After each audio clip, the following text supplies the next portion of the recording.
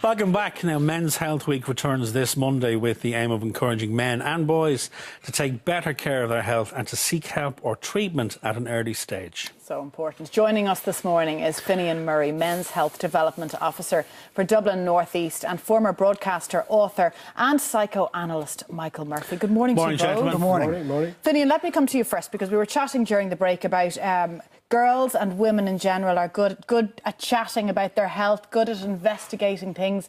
Men getting better, but they're not quite there, are they? That's true, that's true.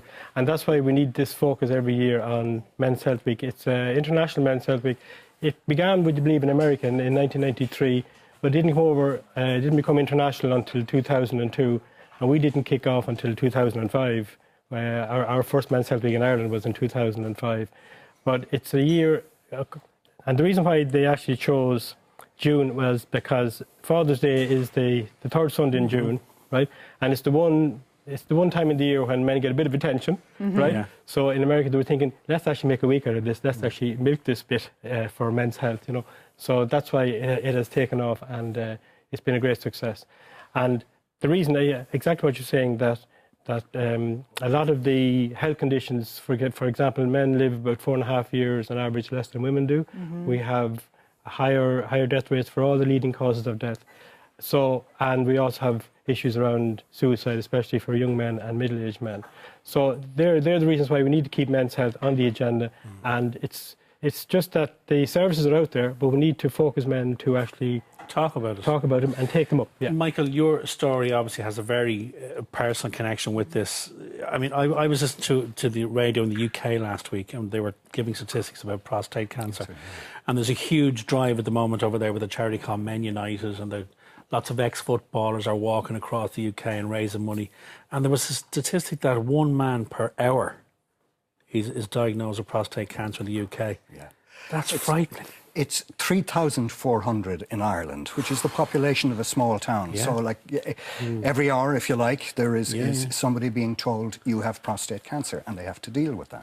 And you did have to deal with that. I did, yeah. You heard those very words. Words, yeah. And you go into shock. I go absolutely into shock and wonder how the heck you're going to survive this. It's good for the following meetings with the surgeon or whatever that you bring somebody with you, because you don't hear it. You don't hear a word.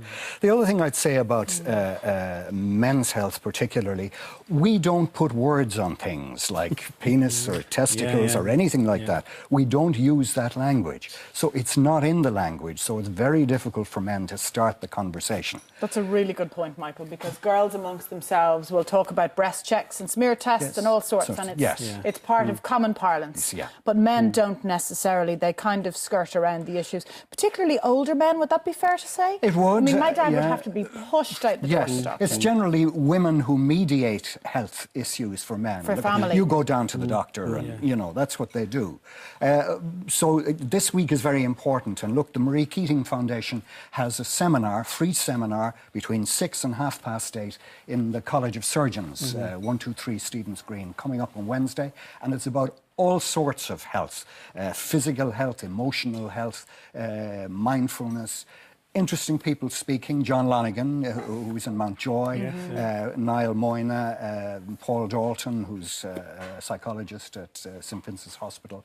All of these people will be contributing.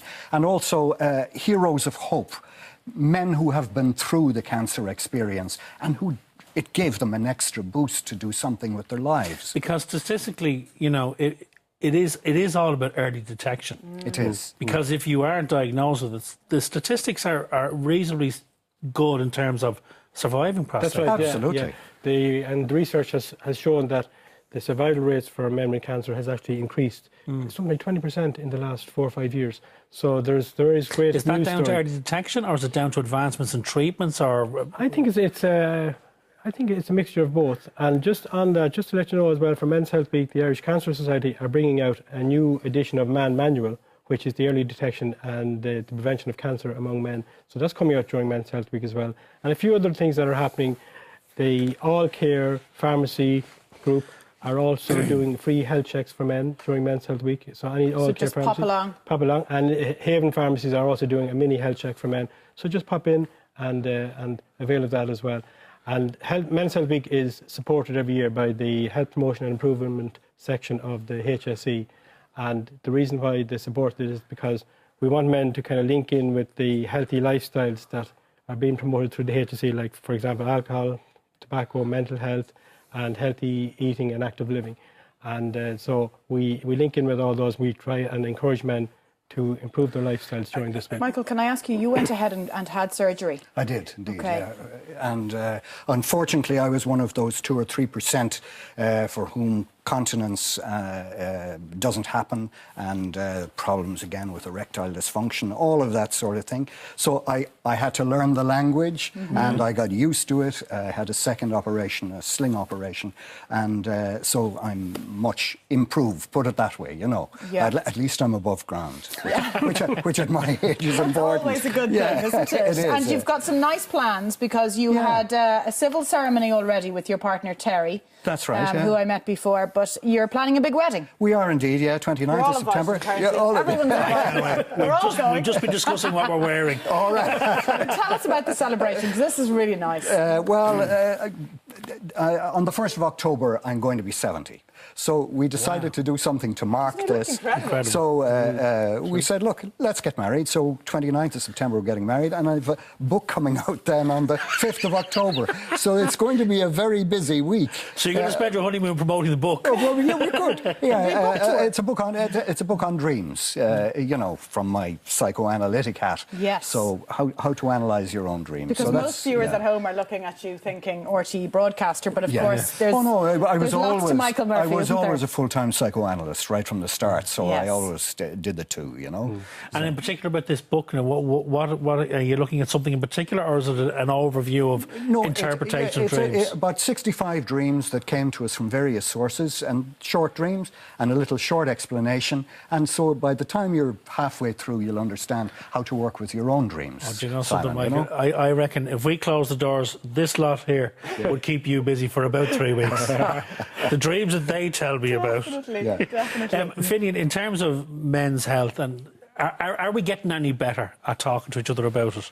We are getting better, but also we need to be connecting with what's already out there. For example, as Mike was on about the whole area of cancer, there is a bowel screen service there for men over 60, for everybody over 60, but men are not taking it up. So, and it's a very simple test, you know, that you do, and you send off and you get a bowel screen, and the research shows that when it's detected early, this is fantastic. Why are we so bad at it? I don't know. And is that just a case of just going to your local GP and asking for it? No, when you turn 60, you will get a letter in the post. You just ring up a number, and they will send you out the kit. You send back the kit, and they will tell you, like, if you're clear, or if you're not, they will send you for further tests. It's very simple. It couldn't be simpler, and it could save your life.